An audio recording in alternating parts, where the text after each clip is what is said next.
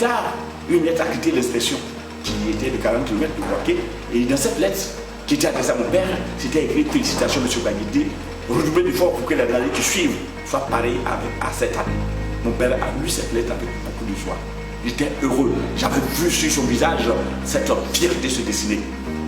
Mais de vous à moi, avec un merci, qu'est-ce que mon père pouvait-il acheter? Rien. Ça s'était limité juste à un merci. Et tenez-vous prêts. La fête avait continué. La rentrée a repris. Mon père a continué à redoubler d'efforts. Un beau matin de 1984, on nous apprend que mon père est admis à la retraite. Nous étions à la maison. J'étais dans la cour de la récréation en train de jouer au billes avec les enfants, des amis de mon âge, puisque nous étions en vacances.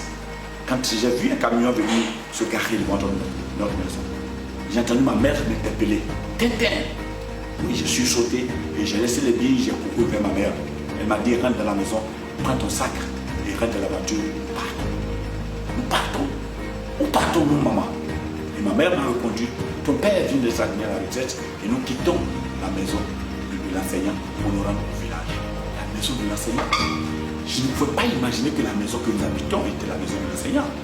Oui, parce que pour moi, c'était la maison, papa, c'est dans cette maison que nous avons grandi. C'était la maison de l'enseignant.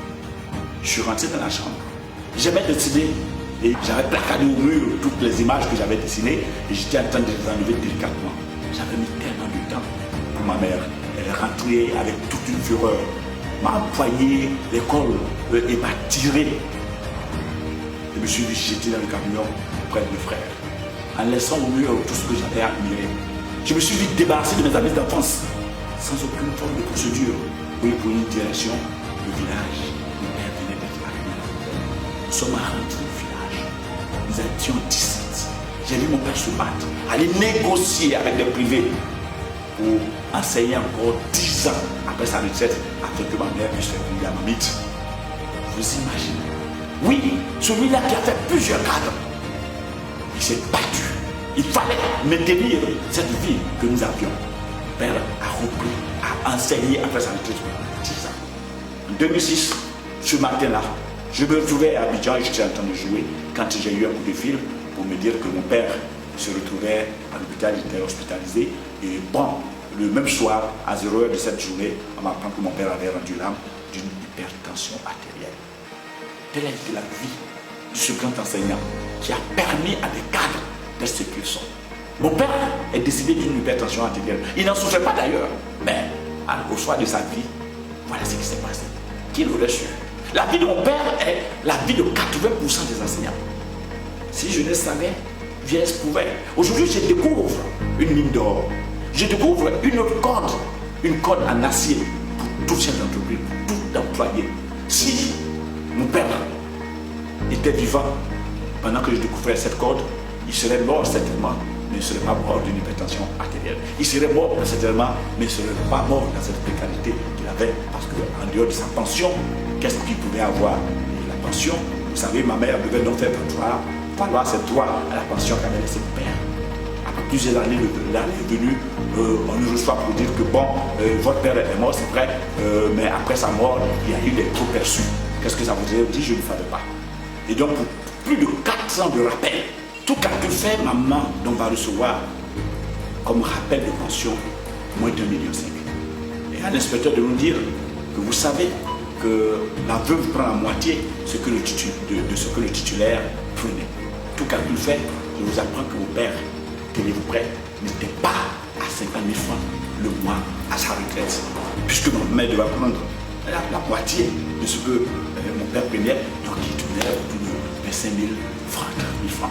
Vous vous imaginez pour quelqu'un qui a donné toute sa vie, pour sortir des cadres, pour choix de sa vie, voilà ce que c'est devenu. Et j'ai fini par déduire que toute la vie de mon père, à partir de sa retraite, mon père nous avait nourris miraculeusement. Oui, et cette vie, c'est la vie de 80% des enseignants. Si vous voulez avoir ce que vous n'avez pas, vous êtes obligé de faire ce que vous n'avez jamais fait. Et c'est de ce que vous n'avez jamais fait que je peux vous parler, pour que vous puissiez avoir, vous, qui êtes vivant aujourd'hui, en mémoire de mon père, qui est enseignant ou qui est travailleur, qui m'entendait, vous accrocher à une nouvelle corde, une corde que j'ajouterai, sans créer d'autres formes de mesures, sans vous donner une autre habitude. mais vous nous permettez d'avoir une code qui vous permettra d'être à l'abri de cela. Vous serez à l'abri des problèmes de santé, mais surtout à l'abri des problèmes financiers.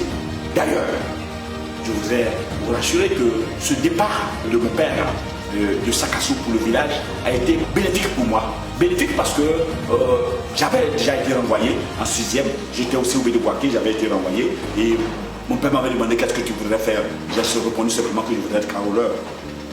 Juste parce que maman vendait de l'alcool gelaté et un vieil caroleur du nom de Kwaïka venait tous les jours prendre des tournées de boissons là et chaque fois qu'il s'en allait, il me donnait des pièces de 25 francs, de 10 francs. Cela suffit simplement pour que je choisisse son métier comme le métier que je voudrais. Alors mon père m'a demandé de rejoindre Kwaïka pour être caroleur. Donc j'étais apprenti caroleur à l'époque. Quand il prend sa retraite, nous nous retrouvons au village. Dès que nous arrivons au village, mon père me dit ceci. Tu as refusé de continuer d'aller à l'école, ma jumelle continuait d'aller à l'école, tu as voulu être caroleur. Regarde toutes ces maisons ici au village. Il n'y a aucune maison en briques. Ce n'est que des maisons en banco, la majorité. La seule chose qui te reste, c'est de reprendre les classes. Si tu en as la possibilité, c'est la seule option qui te reste. Voilà comment je vais encore reprendre les classes. Malgré moi, et aujourd'hui ça fait de moi ce que je suis, j'ai repris les classes jusqu'en 3e avant d'être encore une seconde fois renvoyé. Vous imaginez, aujourd'hui je suis coach, mais j'ai été d'abord renvoyé en 6e, plus tard renvoyé en 3e. Pour avoir tout donné à l'État, tout donné à la vie, pour avoir fait autant de cadres sur cette terre, voilà comment ce digne enseignant qui plusieurs fois s'est battu, plusieurs fois a fait 100% de réussite au CFE, a fini sa vie. Mais sa vie s'est terminée comme si il n'avait pas été de passage sur cette terre. Peut-être rares sont ceux-là qui se souviendront de lui, que lui seront reconnaissants. Certainement, certains m'écoutent, ont été un de ses élèves.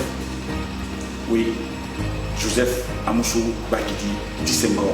Pour le fils que je suis, pour tout ce qu'il a eu à faire pour moi, c'est vrai qu'il n'est plus. Mais je me suis donné le moyen de me battre pour désormais permettre aux meilleurs enseignants de certaines régions, aux meilleurs enseignants de chez moi, d'avoir le prix, ce prix-là qui porte le nom de mon père, le prix du meilleur enseignant, le prix Joseph Amoussou Bakiti. Désormais, ce prix existe en mémoire de mon père. C'est l'histoire de mon père, c'est l'histoire que beaucoup sont en train de vivre, c'est l'histoire que d'autres vivront. Mais si jeunesse savait, je l'avais dit, vieillesse pouvait. En apprenant aujourd'hui et que vous sachiez qu'un fils de tel enseignant a une corde pour vous, contactez-moi. Je vous mettrai à disposition tout ce qu'il vous faut pour ne pas vivre la même vie que mon père a eu au soir de sa vie. Pour éviter d'être financièrement fauché et surtout d'avoir à perdre sa santé au soir de votre vie. À très bientôt.